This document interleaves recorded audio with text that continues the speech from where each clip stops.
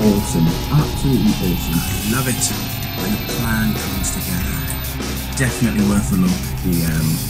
Yeah, it was well on par. Wow.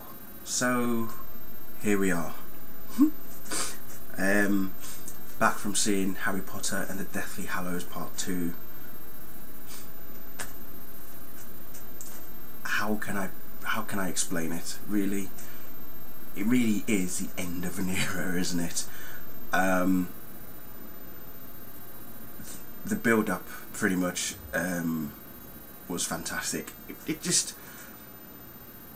this was it. This was it. This was the big one. This was the one. This was what it all came down to. And I have to say, so many twists and turns along the way. So much was revealed that even I was mesmerized. I was shocked. I was mesmerized. I was tense. I was on the edge of my seat most of the time, and just realizing how important certain characters were. It was just unbelievable. And again, wow, really, they've really outdone themselves. As I say, I haven't read the books, and you know, I mean, if I do read the books, it might be in my twilight years, when one gets older. Maybe in another 20 years time, I'll look back and say, yep, now I can see what people were talking about. But as I say, I just loved watching how it just all unfolded on the screen, and spectacular.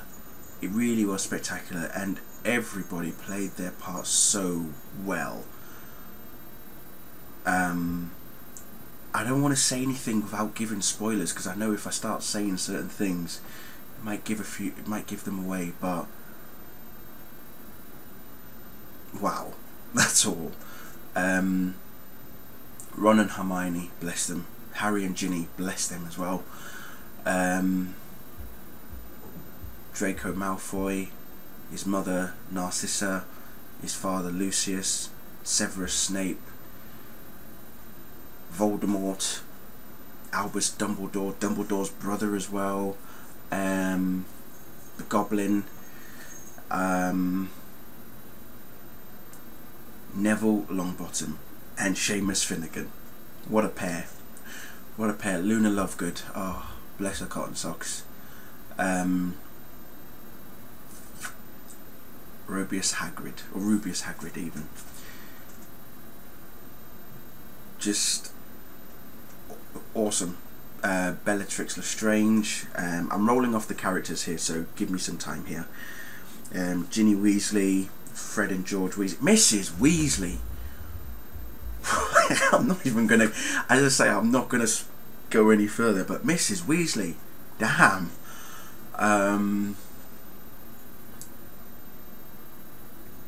Wow, I'm just, Professor McGonagall as well. But let's just look at the franchise as a whole. I mean, I know I've pretty much explained it in a couple of videos before this, but the franchise as a whole, the movies as a whole, has been one spectacular ride. It literally has been, from the Philosopher's Stone to Deathly Hallows Part 2. It really has been one hell of a spectacular and an emotional ride.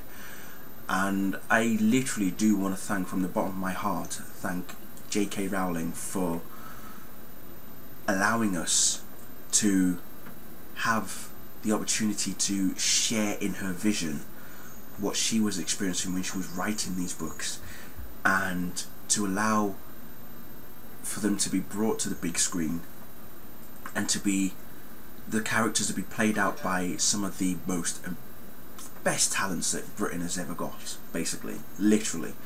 I'm highly overwhelmed. That's all I'm going to say. Highly overwhelmed, highly ecstatic, and it does make one proud to be British. And I may not have been born in this country, but I'm as British as everybody else here.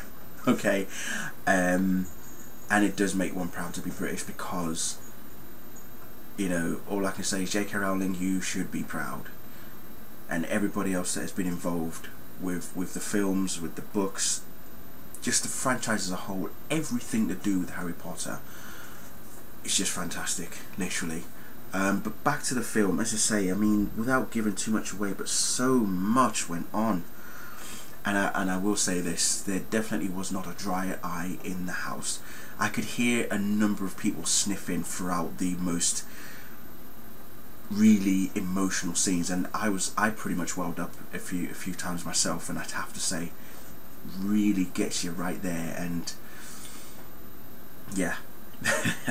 So 10 years, it's been that long for the films, and you know, Harry Potter, the movies that is, has gone as long as Smallville, and those are two big things that are going to stick with me, and with a number of other people that I know who have watched both Smallville and Harry Potter.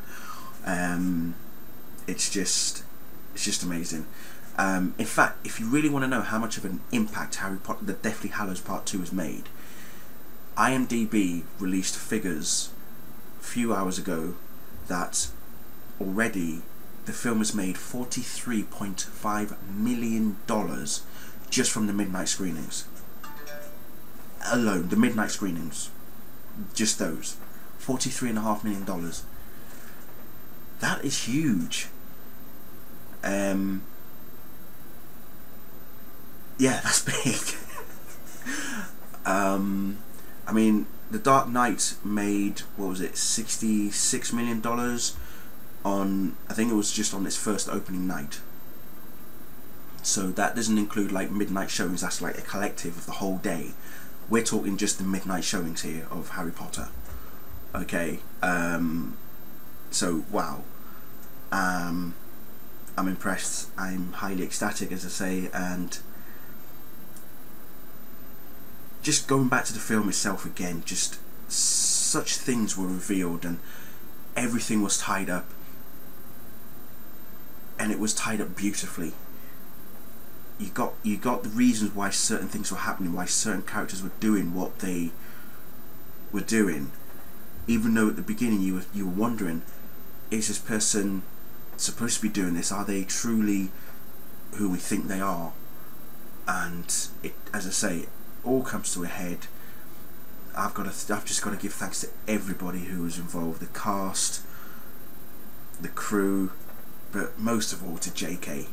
That's all I'm going to say. Joanne Rowling, thank you. That's all I'm going to say. I'm going to leave it there because I am feeling slightly emotional now, and yeah, I am just going to leave it there, and all I've got to say is the end of an era. It's the end of an era for sure. It definitely is, but like Daniel Radcliffe said at the premiere last week, it's not the end. It isn't the end, because you will take Harry Potter with you. No matter where you go, what you do in life, Harry Potter will always be a part of your life, and Harry Potter will be a part of my life. And you know, it will always be a part of my life, and yeah, for generations to come, people will know how much of an impact Harry Potter made on a lot of people's lives. So bring it on. Thank you. Good night.